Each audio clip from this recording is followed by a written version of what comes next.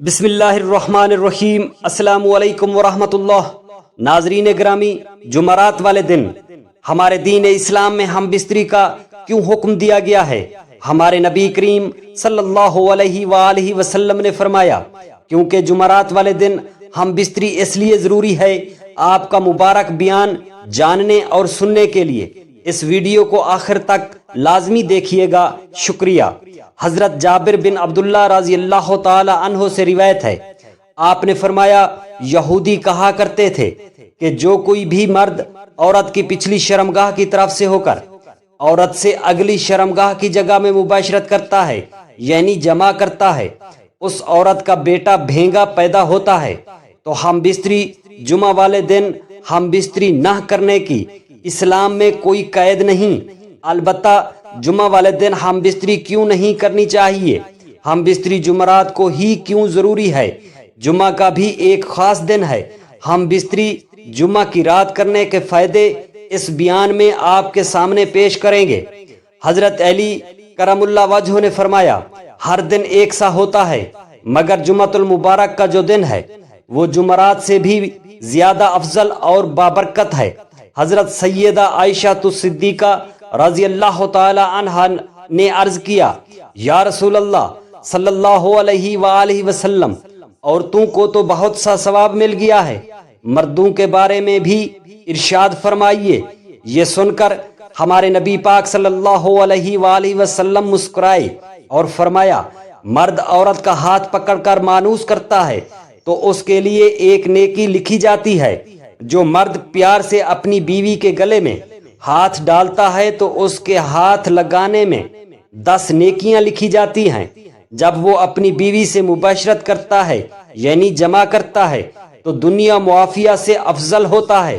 جب وہ غسل کرتا ہے تو بدن کے جس بال پر سے پانی گزرتا ہے اس کے لیے ہر بال کے بدلے میں ایک نیکی لکھی جاتی ہے اور ایک گناہ معاف ہو جاتا ہے اور ایک درجہ بلند کر دیا جاتا ہے۔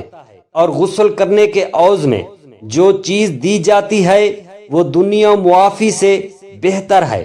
اور بے شک اللہ تبارک و تعالی جل شانہ اس انسان پر فخر کرتا ہے اور اپنے فرشتوں سے فرماتا ہے، اے فرشتوں، میرے بندے کی طرف دیکھو کہ ایسی سرد راتوں میں غسل جنابت کے لیے اٹھا ہے اور اس بات پر یقین رکھتا ہے کہ میں اس کا رب ہوں۔ تم اس بات پر گواہ رہنا کہ میں نے اس انسان کو بخش دیا ہے۔ جمعرات اور جمعہ کو ہم بستری اور غسل کرنے کی ترغیب اس لیے دی گئی ہے کیونکہ مردوں کو نماز جمعۃ المبارک کی ادائیگی کے لیے جامع مسجد جانا ہوتا ہے۔ راستے میں کہیں عورتوں کی جماعت نظر آ جائے، اس کا دل بہک نہ جائے تاکہ آتے جاتے کہیں نظر پڑنے سے طبیعت میں کسی قسم کی شہوت پیدا نہ ہو، کیونکہ جمعرات والے دن اس نے اپنی بیوی سے مباشرت یعنی ہم بستری کی ہوگی، اس لیے خواہش نفس سے اطمینان ہونے کے سبب نماز اور خطبہ میں دل جمعی حاصل ہو جائے گی۔ ایک حدیث نبوی صلی اللہ علیہ وآلہ وسلم ہے، مرد کا اپنی بیوی کے ساتھ اکٹھے ایک بستر میں سونا افضل ہے، یہ کہ کسی ایک کو کرنے کے لیے ہو، اس لیے کہ مقصد ہم بستری کرنا نہیں بلکہ مقصد بیوی کے دل کو خوش کرنا ہے۔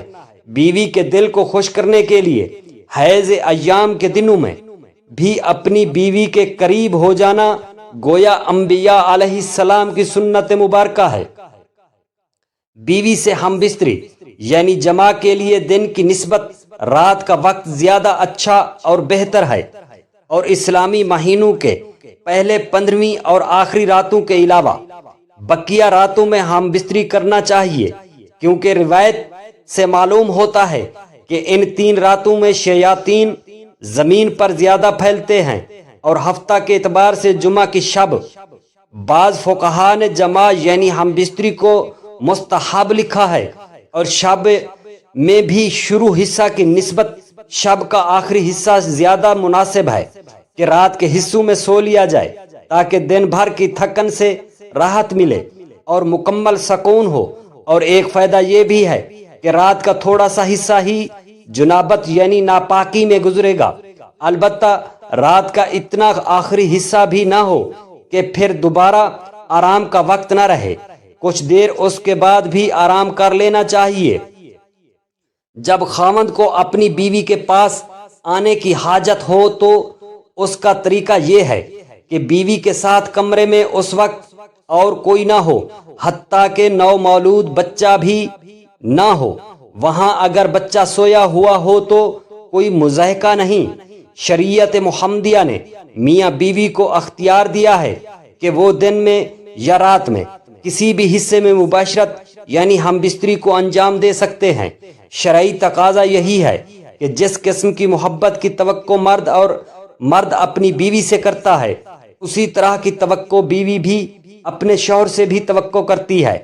اخلاقی طور پر یہ مناسب نہیں کہ شوہر اچانک آئے اور اپنا مطلب نکال کر یعنی ہم بستری یعنی جمع کر کے چلا جائے اور بیوی بدستور تشنا رہے گی، جس سے عورت کو تشویش اور حیرانی لاحق ہوگی۔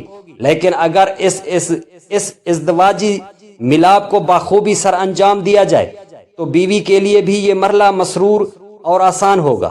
خاوند کو بھی چاہیے جب وہ اپنی ضرورت پوری کر لے تو بیوی کے پاس سے فوراً نہ اٹھے، کیونکہ اس عمل سے بیوی کو تشویش لاحق ہوتی ہے، بلکہ مرد اس کے بعد بیوی کے ساتھ دیر تک موجود رہے تاحال خاوند کو یقین ہو جائے کہ بیوی کی حاجت بھی پوری ہو چکی ہے اور مرد کا بھی ساتھ موجود ہے۔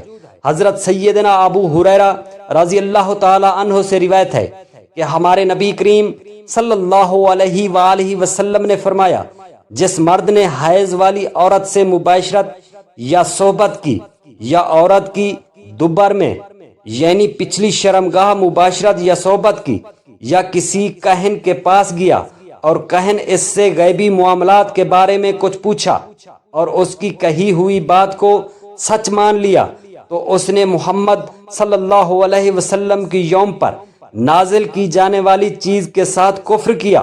حضرت عبداللہ بن عباس رضی اللہ تعالی عنہ سے روایت مبارکہ ہے، آپ نے فرمایا، جب کوئی شخص حیض کی حالت میں بیوی سے مباشرت یا صحبت کر لیتا ہے تو ہمارے نبی کریم صلی اللہ علیہ وسلم اسے آدھا دینار صدقہ کرنے کا حکم فرماتے تھے۔